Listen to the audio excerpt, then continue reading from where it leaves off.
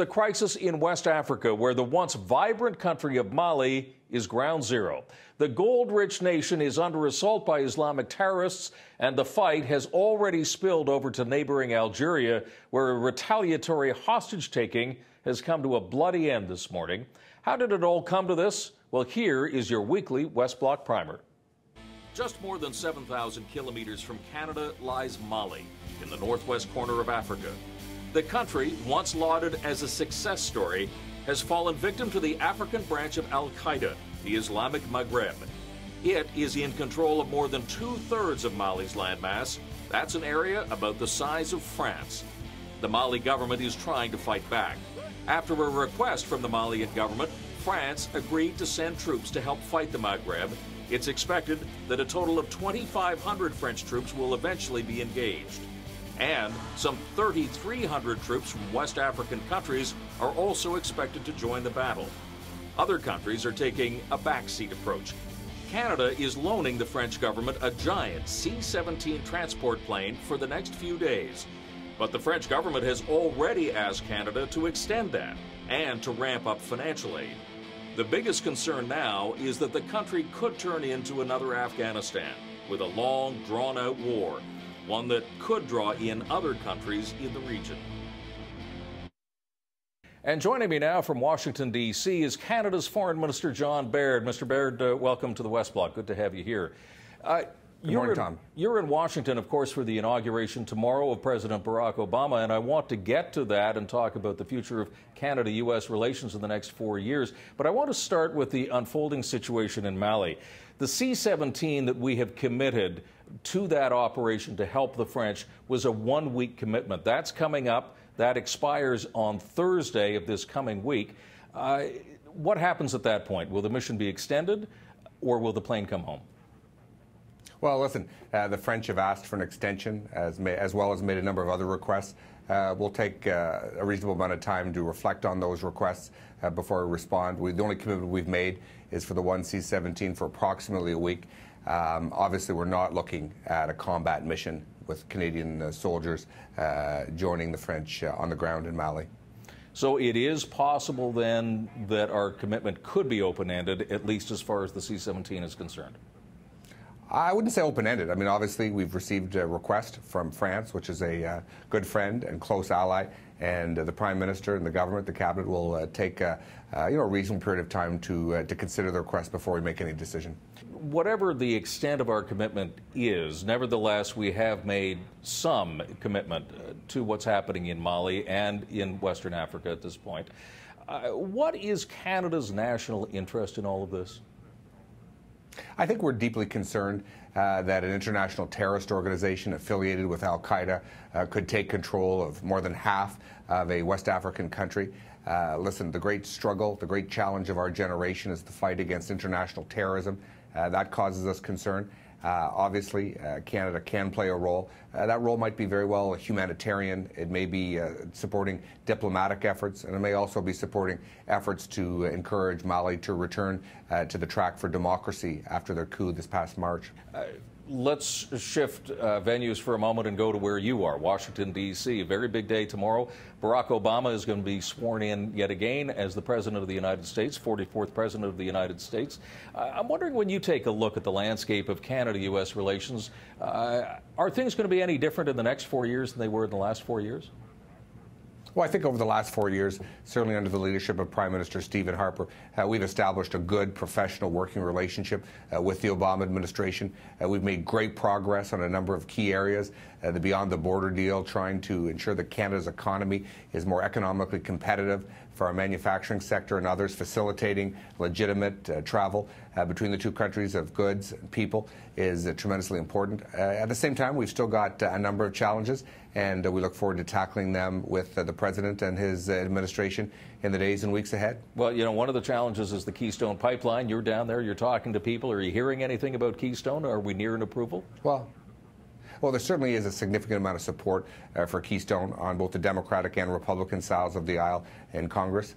At the same time, the Nebraska and the federal reviews are nearing completion, and so we obviously will make this a key priority to push for this initiative. It's good for North American energy security, and it's tremendously important to the future economic prosperity of Canada that we have markets to sell Canadian energy. John Baird, Canada's Foreign Minister, thanks very much for your time today. Appreciate it. Thank you, Tom.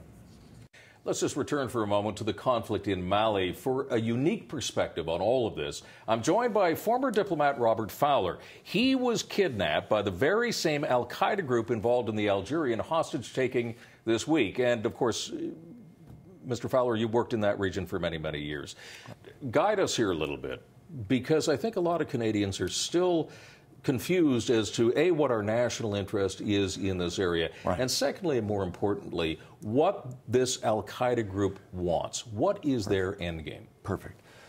Well, as in so many of these situations, it's not a question of good options versus bad options. It's sometimes a question of bad options versus worse options, and that probably is what we're talking about here.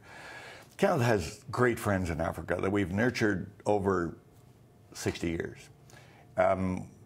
Africans tend to get along well with Canadians. Like Canadians, we have no colonial past, and we speak both of their languages, and we have established very special friendships, and our African friends need our help. So right off, I think friends help friends, and they're in bad shape, and they risk being in much worse shape. If al-Qaeda succeeds in doing what they told me repeatedly they wanted to do. Told you while you were... While we were kidnapped. Yep. Indeed, the teller is a guy much on television these days, a fellow called Omar Hama, who happens to be the uncle of one of Bel Mokhtar's wives. He's known as Redbeard on TV. He's a very charismatic guy, threatening us with all kinds of horror. If they have their way, it will create a humanitarian disaster to which we will have to respond. Our people, the people in the West, will require, if they required a response on Darfur, they're sure going to require a response here. So what they want, they would say, they hate governments. They hate all the concepts that we hold most dear. They hate liberty, they hate equality, they hate equal rights, because all those things are things that are the province of God rather than the province of men, in their view. So they don't want to take over Mali as a state. They want to take over an area, and they want to expand that as much as they can. And they say, quite frankly, they want to expand it to include the entire world. The latter-day caliphate will be everything and everybody, and their mission is to bring everybody into the thrall, into servitude of their God. So they very specifically would say, we want to take the chaos and anarchy of Somalia and spread it from the Indian Ocean to the Atlantic Ocean, 8,000 kilometers across that sub-Saharan strip, which I would argue is probably the most volatile in the world. It's a strip that we, in part, have caused to become more volatile with the spread of Libyan weapons over the entire area. They believe that within the chaos and anarchy that would produce, that their jihad will flourish, will be nurtured and flourish, and then they can extend it further. How much of a threat, though, and let's assume that they're successful in Mali to start off with, and we know that Somalia is a failed state. There's no shortage of failed states in Africa for them to deal with. But how much of a threat does that pose to us? Okay. Well, first of all, they make very clear that their interest is global.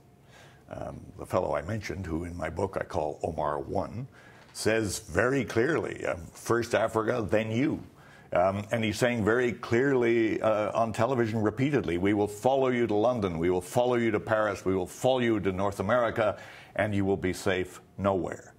If they get a huge area, and if, as the Secretary General of the UN says, foreign fighters, like-minded guys keep flowing into that area, they will have a base from which they can launch the kind of operation that could take them to us.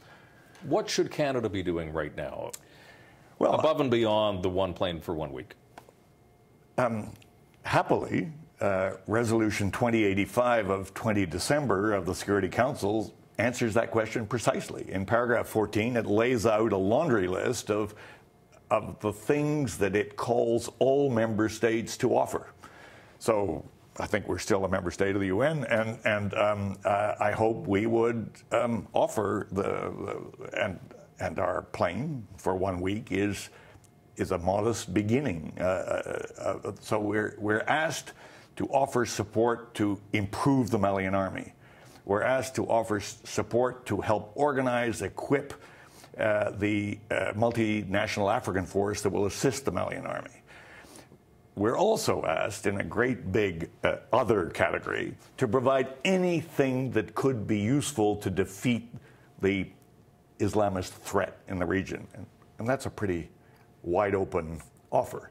Look, we have outstanding special forces that could be useful. That could be useful in gathering intelligence. It could be, we have logisticians that could help not only provide what these various forces are going to need to sustain them in some of the most hostile area of the world, but we could use them negatively against the Al-Qaeda guys. I mean, look, they're up there in the desert. They need water. They need diesel fuel. They need tires. They need spare parts. Couldn't we organize ourselves to ensure they got fewer of those things?